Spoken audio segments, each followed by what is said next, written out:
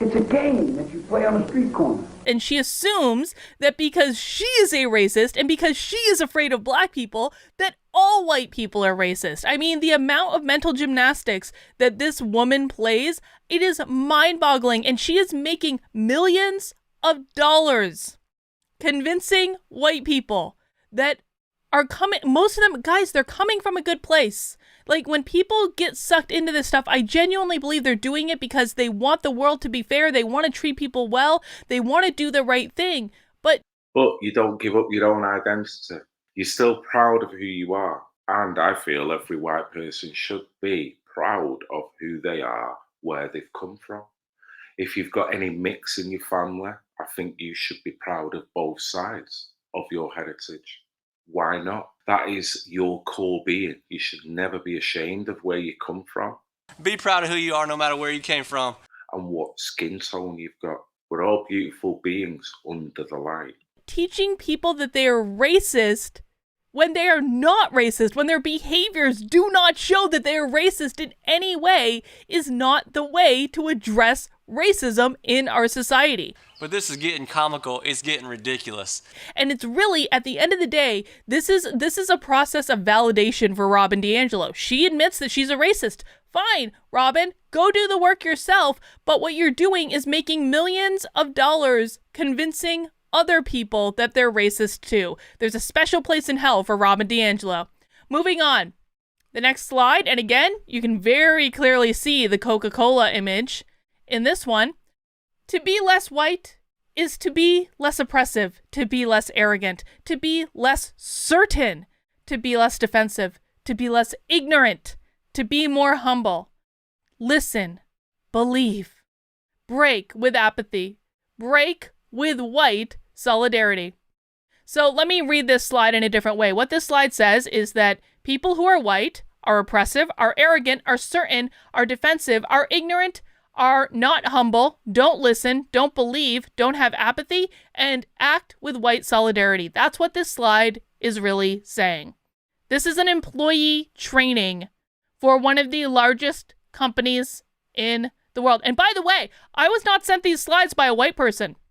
I was sent these slides by a Latino because this stuff pisses the Latinos off just as much as it pisses the white people off. I'm sorry. I mean, and I shouldn't even say it just pisses the white people off. This pisses off anyone that believes that racism is wrong. Do you think that race plays a part in wealth distribution, or either a mindset that you can't or Today? cannot? Yeah. No, You don't? no, I don't. I don't. You and I, we're proof. Why would race have anything to do with it? Put your mind to what you want to do and go for that. This is racism. You can be black and believe this is wrong. You can be Asian and believe this is wrong. You can be Native American and believe this is wrong. And I know many people of all of those different ethnicities and backgrounds that do believe this is wrong. But then the last slide we've got right here. Try to be less white.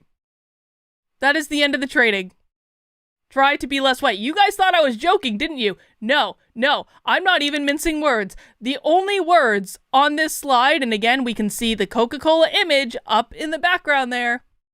Try to be less white. I still don't get what that actually means. Don't be yourself. So if you can't be white, then what are you supposed to be? What are you supposed to be? What is that saying to the younger generation? They are ultimately at a disadvantage. There's no denying that. With that type of rhetoric being pumped through your schools, through your universities, colleges, and now part of training programs, this is a mass guilting exercise of the white race. The same people that will do it will then proclaim that far-right racism is on the rise. I don't see a rise in far-right racism. I see a rise in racism that is perpetually aimed at the white race in order what would seem like to create anger and animosity between that said race. If this is a social experiment, this is literally winding a demographic up to turn on another demographic, or empowering the other demographic to then create agitation, which will create that divide. Either way, it works on both demographics in a negative way.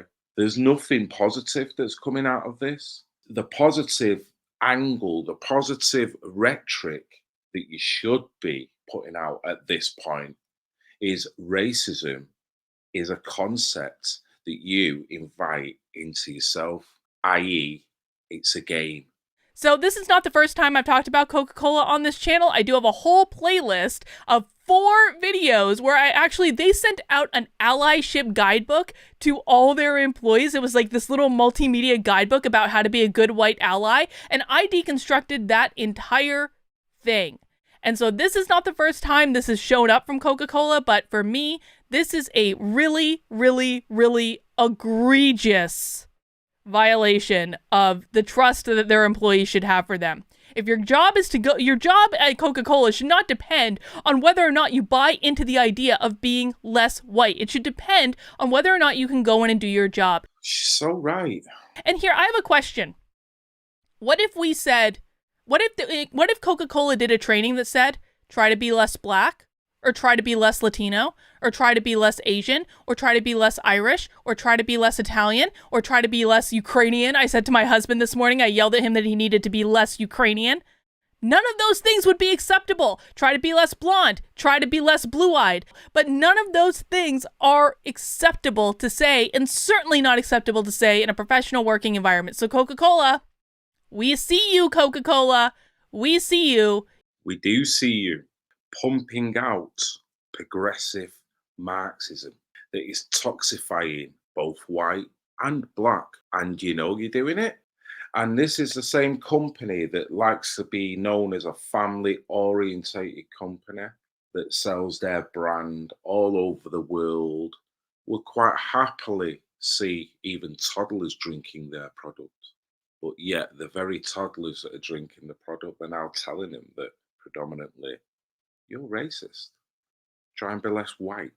You really should cut out the nonsense. You are not creating a healthier work environment with this type of training. You're not creating a more diverse work environment. You're not creating more opportunities for your employees of color with this training. You are doing nothing but creating more division and teaching what I am going to assume is a large portion of your staff to hate themselves. Can't argue with that. Hate themselves plus empower the other demographic in a very irresponsible way without any accountability on the other demographic.